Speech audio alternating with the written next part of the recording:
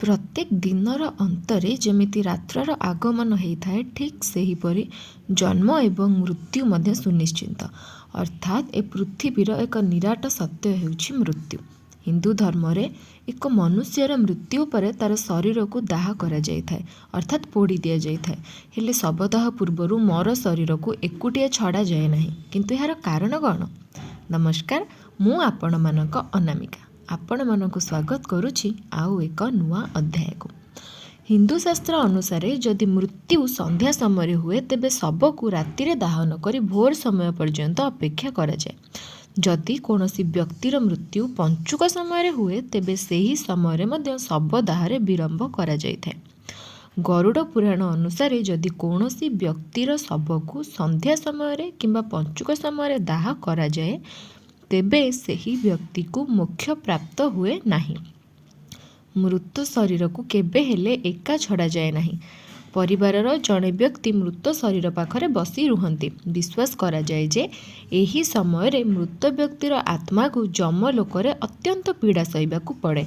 आउ एही समय रे जदि शरीर को एकुटिया छड़ा जाए तेबे सेही शरीर दुर्गंध बाहरिबा आरंभ होई जाए। गरुड़ पुराण अनुसार जदि मृत व्यक्तिर निज परिवारर अंतरंग पुओ झियो किंबा नाती नातुणी मुखाग्नि न दियंती तेबे सेही आत्मार मध्य उद्धार होई पारे नाही, अर्थात सेही आत्मा ए मृत्यु लोकरे घूरी बुले। एवं जदि कौनसी व्यक्तिर शव को संध्या समय दाह करा जाए तेबे सेही आत्मा परवर्ती समय पिशाच दानव अर्थात असुर जोनि रे जन्म निए। एवं जदि मृत शरीर को एकुटिया छड़ा जाए तेबे आखपाखरे बुलुथुबा दुष्ट आत्मा सेही शरीर भितर को प्रवेश करि जाइथांती, जद्वारा मृतकंक संगे संगे तांको परिवार वर्ग को मध्य अनेक समस्यार सम्मुखीन हेबाकू पड़िथाय। कुहा जाए जे मृत्यु परे आत्मा शरीररू अलगा होई जाए एवं शरीर आत्मा रहित होई जाए एवं सेही शरीर उपरे अन्य आत्मा मध्य निजर अधिकार करि देई पारे।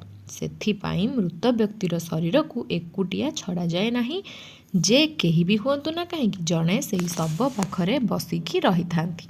वीडियोटी केमती लागिला कमेंट रे कहिया को भूलिबेनी एवं मो चैनल न्यू अपडेट पई मो सहित कनेक्ट रहया पई मो चैनल टी को सब्सक्राइब मध्य करि नेबे। रहिली नमस्कार।